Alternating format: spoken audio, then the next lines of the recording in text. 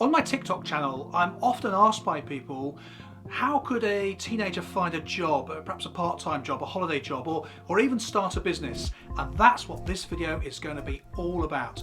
A couple of ideas, some thoughts and some suggestions if you want to either find a job or start a business or a side hustle to get some extra money. Let's get started. Look, you know what I'm going to say, right?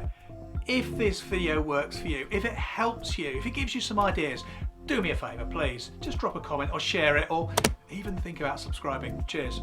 First of all, let's look at how you can increase your chance of successfully getting a job. Now, the key to this is confidence.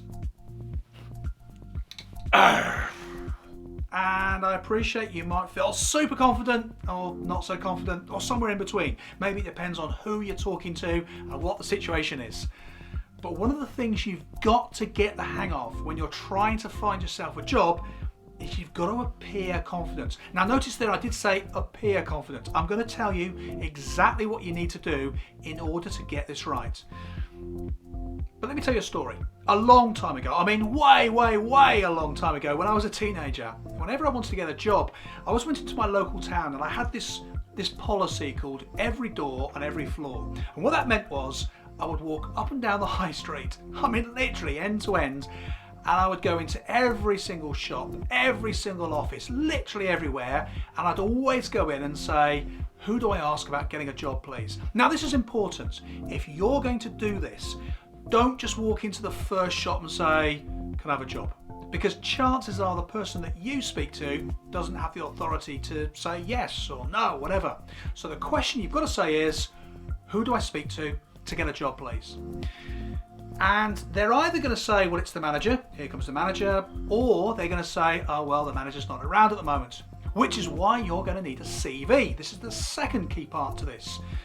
Now, a CV for people trying to get a job is simply a summary of all the experience they've got, all of the skills they've got, and everything that they're offering to their employer. Now, you've got no experience, right? Because you don't. You're too young to have a load of experience. But what you can do is to get a single sheet summary of your life so far. Now this would include your name and your telephone number or email address. Before you hand out your email address to anybody who's a potential employer, just make sure that your email address makes you look like you want to appear.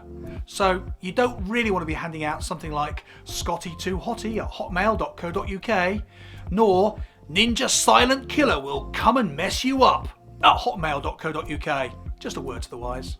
But you're also going to put on there perhaps the exams you're taking or any exams you've already taken.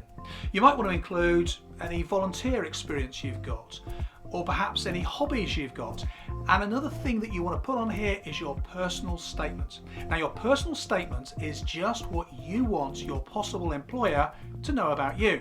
So are you confident? Are you able to work on your own initiative? Are you reliable? Are you trustworthy? These are all the sorts of things that you ought to be thinking about putting in your personal statement. Now it only needs to be a few lines long, just a little paragraph. But what it does is it gives the person who's going to be interviewing you a chance to say, oh, okay, I'm interested, tell me a bit about this, or tell me a bit more about that. It's your chance to paint yourself in the best possible light. And here's the third key thing. So we talked about every door and every floor. We've talked about having your CV ready. When you walk in to meet people, you've got to make eye contact with them. You've got to remember to smile. You've got to look and sound confident, even if you're just pretending. Because here's an interesting thing about employers. Whether or not they feel comfortable employing you, whether or not they think you're the right person for their business, if you walk in confidently, if you smile, if you say, who do I talk to about getting a job, please? Oh yeah, here's my CV, let me leave that with you. You will leave such a positive impression that you will dramatically increase your chance of them contacting you, asking for an interview. But of course, you may not want to work for somebody. You might be thinking, how do you start your own business? So I want to give you a couple of strategies just to think about. So the first strategy is this. What are the jobs, what are the tasks, what are the chores that you don't mind doing that some of your neighbours and friends and family hate doing or are just inconvenient for them. Now there are loads of these when you start to think. So just think about the immediate neighbourhood around where you live. As I say, your neighbours, friends of your family. So what are the kinds of things that you see older people doing that you think, yeah, I could do that? Walking dogs, I mean babysitting, look, there's a really obvious one that's been around for a long time. Clearing out the garage or the shed, tidying the garden up, painting the fence, repairing the fence, weeding something. These are all jobs that people don't like doing. If you don't mind doing them, they're a really easy source of cash. Now, of course, you've got to find some customers. So why not think of all the things you don't mind doing that you can do a decent job on, jot them down on a little flyer, and then go door to door. Don't just stuff the flyer through the door. Remember, be confident, knock on the door. They know you, you're in the neighbourhood. Hello, it's me, I live just over there. Listen, I'm trying to build up some money this holiday, or I'm saving for this. People love to know why you want the money. These are some of the things that I can do. Let me leave that with you. How can I help you? So it's about being confident, remember? It's about making eye contact. It's about showing that you can help them. Now that's one strategy, but here's another. What are the skills that you've got that would be really useful to some of your local businesses and shops and offices in the area? So think about this. As a digital native, you probably know about things like Google listings and SEO and social media and building websites. And I'm pretty sure that some of the local businesses to you don't. So do a little bit of research, see where they might need some help, figure out how you can help them, and then put together what you're offering and the price that you would charge. Then simply turn up, go meet them and show them how you can help them.